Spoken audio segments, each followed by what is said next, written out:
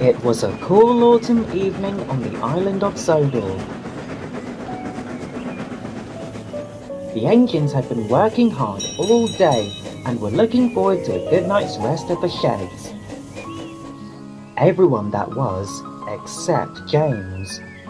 How long am I going to be kept waiting? At this rate, the sun will be down by the time we reach Edward Station. Don't worry, James. I'm sure we'll be back home in no time at all. Just have a little patience. Oh, I hope so. I hear there's going to be fog this evening. I shouldn't like to get lost in it, that's for sure.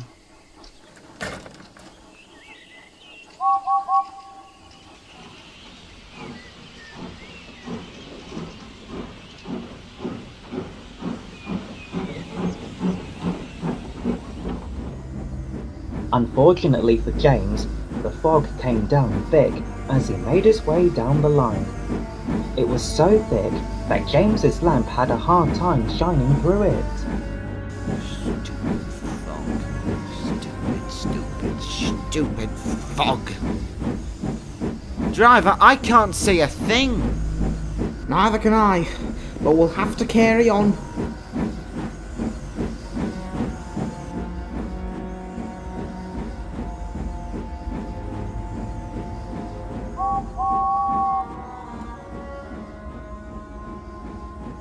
Because the fog was so thick, neither James nor his crew realized that an old set of points had redirected them onto an old line that ran deep into the woods. Oh, bother. What stupid thing points are? I don't even recognize this line. Calm down, James. We'll just go back and let the signalman know about the points. Good. Honestly, why doesn't the fat controller just get rid of these disused?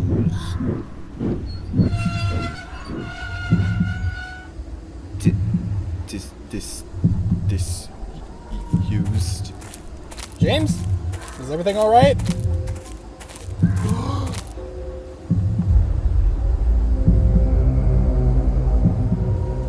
What kind of sick man would scrap an engine like that? No idea. I don't want to find out. Get me out of here!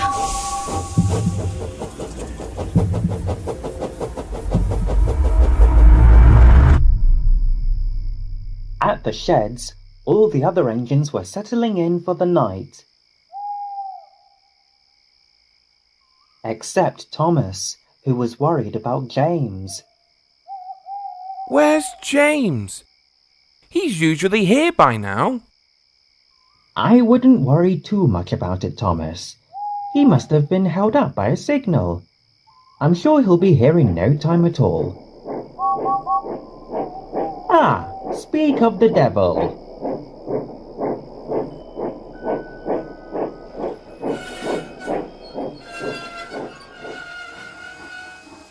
There you are, James.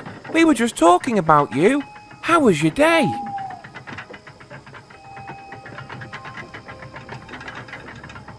James, are you all right?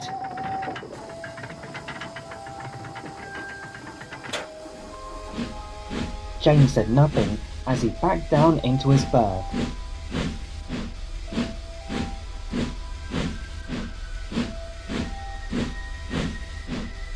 He was unusually quiet and looked very pale.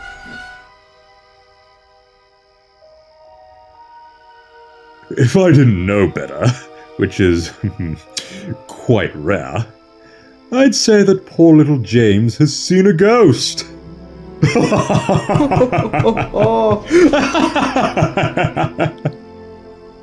Well, I did see something.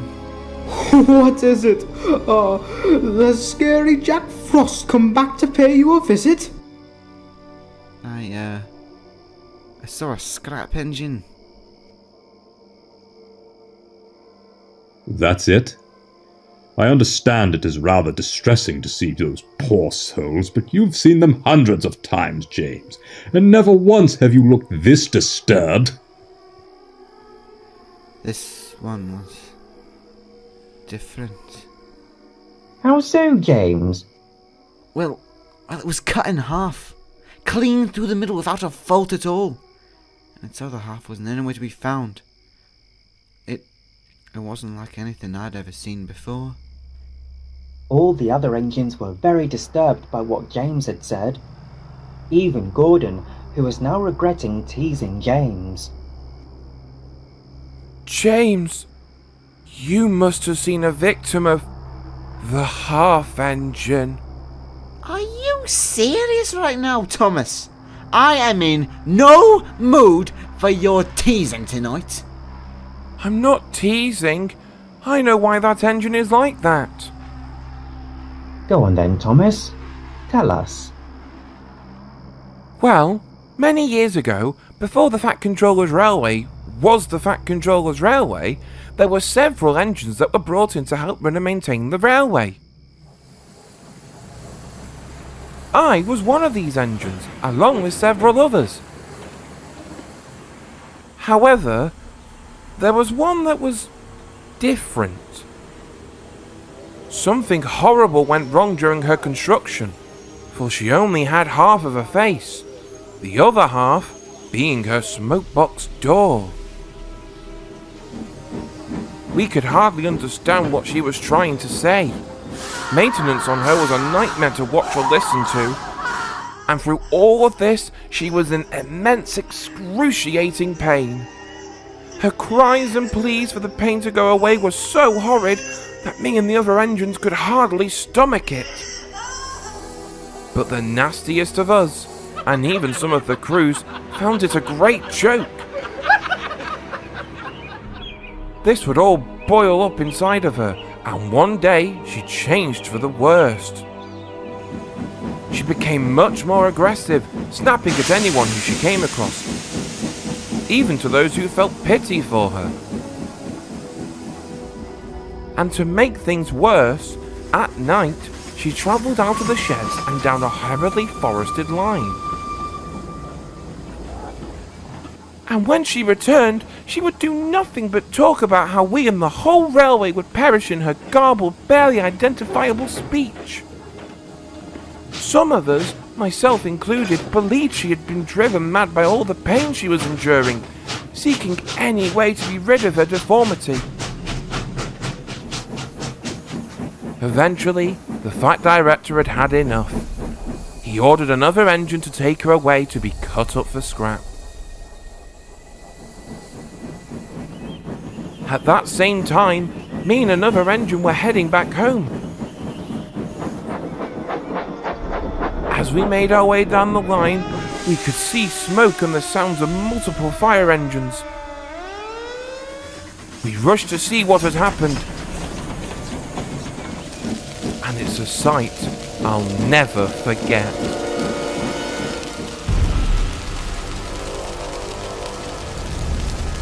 We never saw her again after that day, but we heard rumours from the workmen about noises in the forest on foggy nights. They all told us the same thing. It sounded like someone screaming in pain. And now, it seems her spirit is still around. Pah! What rubbish! Do you all truly believe in little Thomas's story? James, what you saw may not have been as strange as you think. The fog could have simply been playing tricks on you. Gordon, I'm serious. The half engine is all too real. Of course she is, just like every other tall tale we've heard here before. Honestly, when will you grow up and stop telling such ridiculous stories? And with that, Gordon backed down into his berth and went to sleep. The other engines followed suit, but some found it hard to sleep that night in fear that the half engine was around.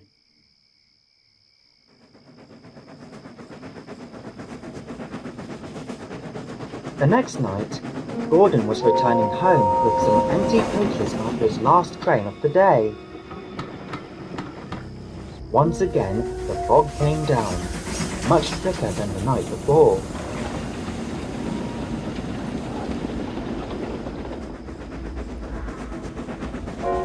Gordon pressed on, and although he didn't believe in the half engine, Thomas's story still ran through his mind. What if Thomas was right? What if there really is a... Oh, stop! Get a hold of yourself, Gordon! That Thomas was just playing a trick. He's always been that way.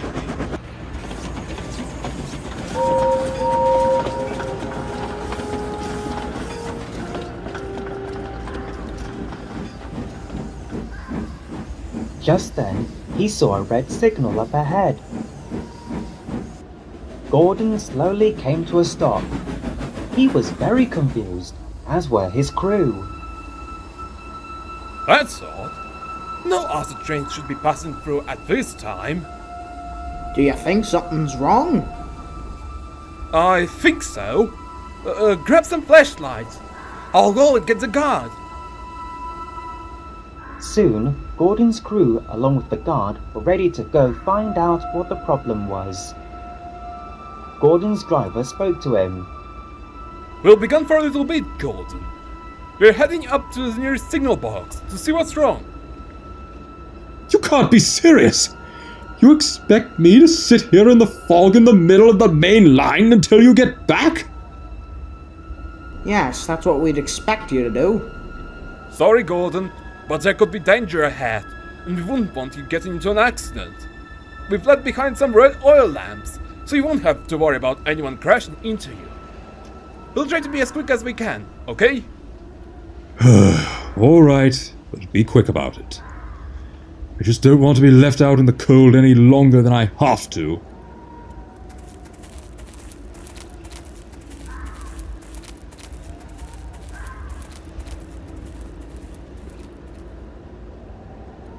As time passed, Gordon began to feel more and more uneasy.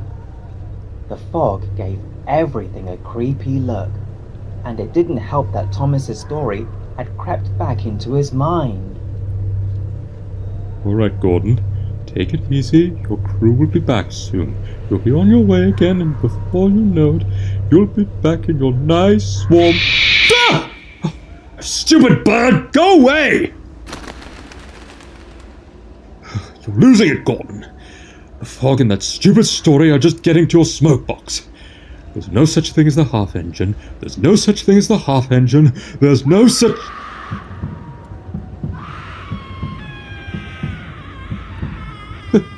Hello? Whoever that is, this isn't funny. Knock it off.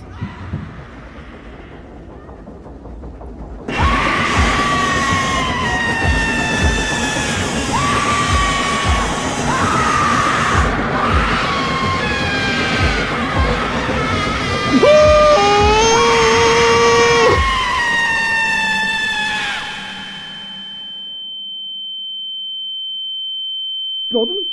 Gordon? Gordon!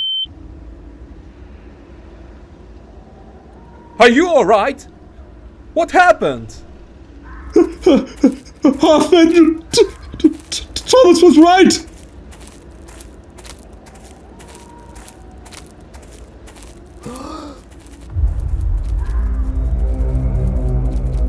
Now, how on earth did this happen? Gordon? Can you tell us? What's this about a half engine? It's nothing. Nothing at all. Alright, if you say so. We'll leave the coaches behind and phone for help at the next signal box.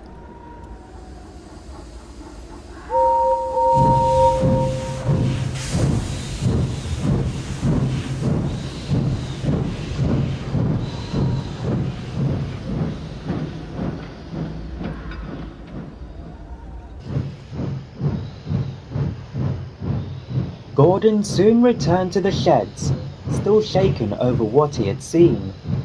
He said nothing as he backed down into his berth. But Thomas could tell that something was wrong. You saw her, didn't you? Yes, I did. I did warn you, Gordon. I guess you can consider yourself lucky tonight. No one ever comes back from an encounter with her. Gordon stayed up for a while that night. He was still deeply disturbed over what he had seen. If there was one thing he could be thankful for, however, it would be that the half-engine didn't claim him as her newest victim.